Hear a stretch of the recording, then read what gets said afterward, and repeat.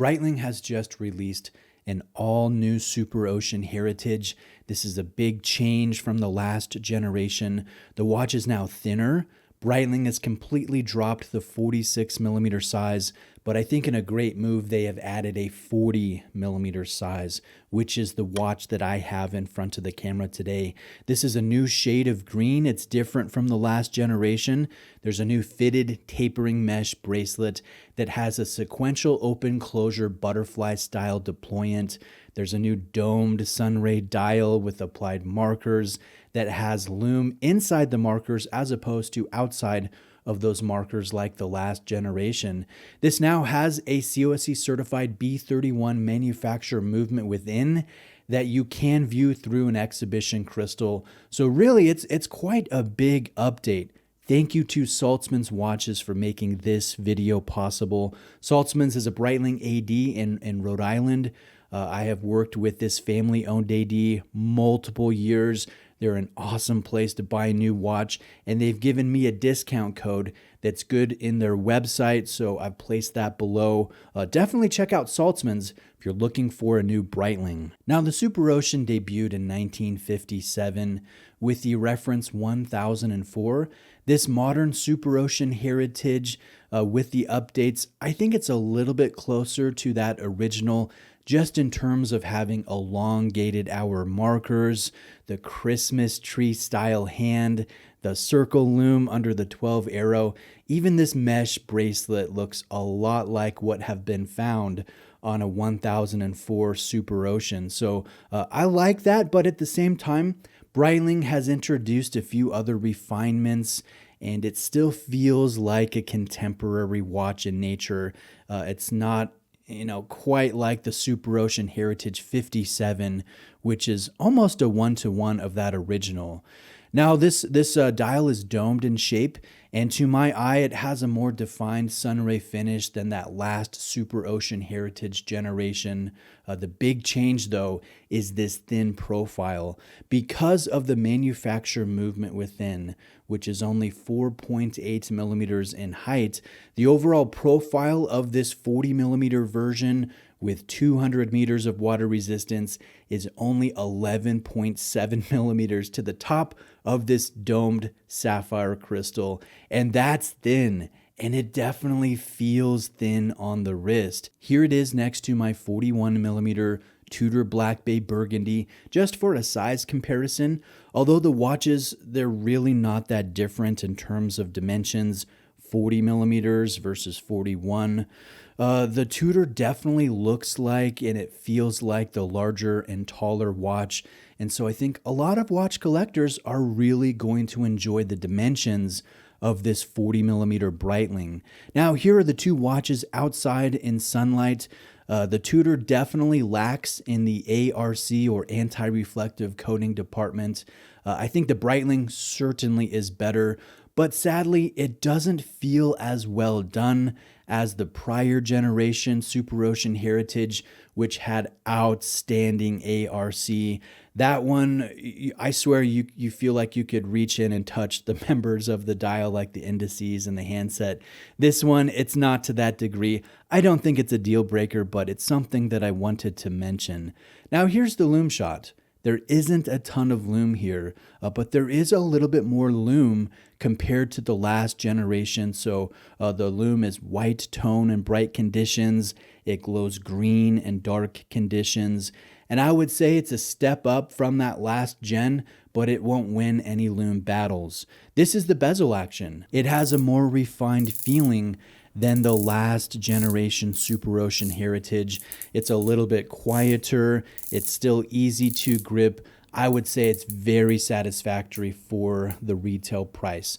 Now, how are the dial details? I think Breitling did a very nice job here. Everything looks clean. Everything looks well executed.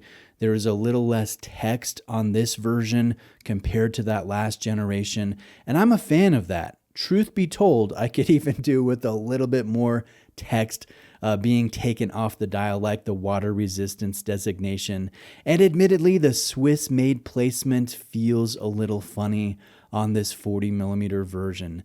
Now let's take a closer look at the movement. This is that B31 manufacture movement. I think it's a great movement. It's thin, it's well finished, it has impressive specifications, it has a chronometer certification just like all Breitling watches do. Breitling contracts with AWT for them to produce and assemble the movement. Breitling's manufacture facility, it's at capacity, so it's a good thing that they can contract with AWT for movements like this. This movement's production. AWT is the premium division of Sellita, if you weren't aware of what AWT is. Now, a version of this caliber, at least the architecture, is supplied to Tag Heuer as the TH31 movement, but that one has some differences. The B31 features variable inertia regulation as opposed to stock lever regulation that you find on the Tag Heuer. The plate profiles, the jewel count, the finishing is all different. So in my opinion, the calibers are comparable, but the Breitling is the nicer movement between the two. The standout feature, though, is the fact that this movement is so thin while having good specifications and finishing. The thin profile allows for a thinner watch, and I think that feels more refined while you're wearing it. The previous Knissi-made movement was a lot thicker, so the prior generation, as a result, was a chunkier feeling watch. And you might have liked that, or that might have been a big turnoff for you. Now, to answer a couple questions, do I like this more, or do I like the Superocean Heritage 57 more? Honestly, I like the colors of the 57 more. It's also more of a 1-2-1, celebrating that original 1004 reference.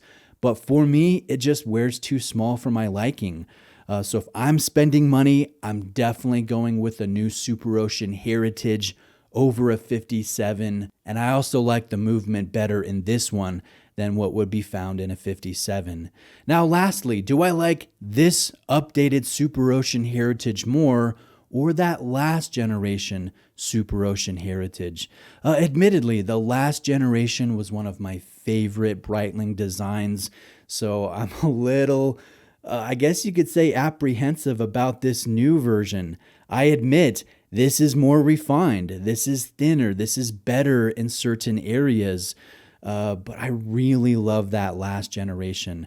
I know that I'm disappointed that Breitling did not continue with that rich sunray green color from the last gen. That is easily one of, if not the best green dial on the market.